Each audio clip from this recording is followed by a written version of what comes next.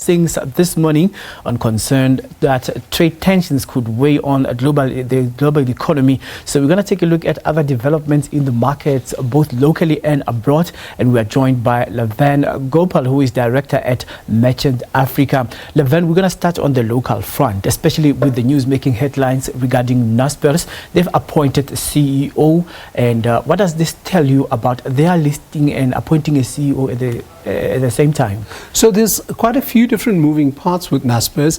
As you're aware, there's a European listing that is imminent. The new appointment comes amidst quite a bit of concern for job losses at MultiChoice, which is a big part of the group locally. So there's been a fair amount of criticism because of those job loss concerns in the face of the listing. And I hope that the CEO can help steer the group away from some of that negative news and maybe channel it towards future business and growth. The structure of her reporting line, she'll be reporting to Bob van Dijk. What do you make out of the way the operations will be conducted? So I think it's important that there's a link with the new listing and the South African entity, that the channels of communication are clear. As I've indicated, because we've seen so many other corporates speak about job losses, people will be more focused specifically on the role that the new leader can play within that context. And if close communication within the group helps ease the tension, that's something that both labor and business will be happy with. Right. When we talk about now the state-owned enterprise, our power generator, Eskom, they have received a confirmation of payment. And secondly, they got a thumbs up from the World Bank. Where does this position the power utility at the moment? So, Colin, there's a few factors to bear in mind. The history with Eskom and the World Bank goes back some time. They've already been the recipients of some generous funding from the World Bank. Of course, the blackouts that we saw more than 10 years ago came to the ears of the World Bank, and they were quick to help with funding for Eskom. Of course, there's been lots of disappointing tones regarding corruption and some funds that have been squandered. This time around, the World Bank have confirmed they will be making sizable contributions to prop Eskom up, to help with further development. And so I think this is going to be celebrated locally, as we know that the lights will be on for a while to come.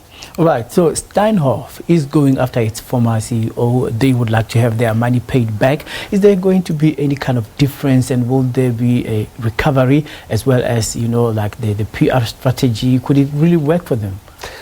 This is a very complicated legal and financial problem. Of course, we've seen the share price drop by more than 95% over the last many months.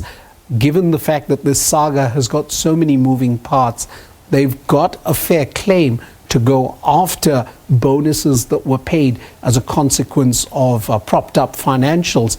And they are hoping to go after the CEO and the financial officer to the tune of R1 billion. They're counting in that the bonuses, the agreed salaries, certain other payments that were made. It may be difficult to actually get the money. Even if you do prove a legal claim, those funds may already have been spent. But good luck to Steinhoff, and I'm sure that the shareholders are rooting for them to be successful in this claim. So much has been happening at EOH. Just when we thought that it's raining, but now it's beginning to pour. So they have laid in that 70% of shareholding from their construction software firm, 440 million rand. Do you think that they initially bit more than they could chew, and another investigation internally about some wrongdoing? So this has been in the, I suppose, in the offing for a while. Many analysts have speculated about the collusion that EOH have had in terms of some of their public sector engagements.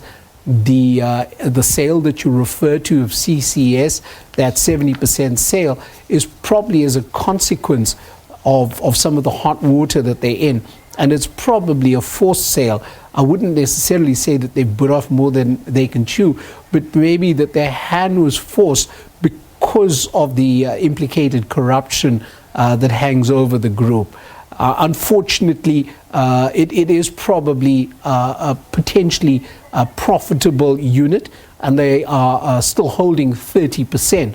So we'll wait to see how that spins out. But the corruption within the public sector is probably going to hurt them in the long run. Yeah, so much to talk about in our local markets, but thank you very much for making time to speak to us. Thank you.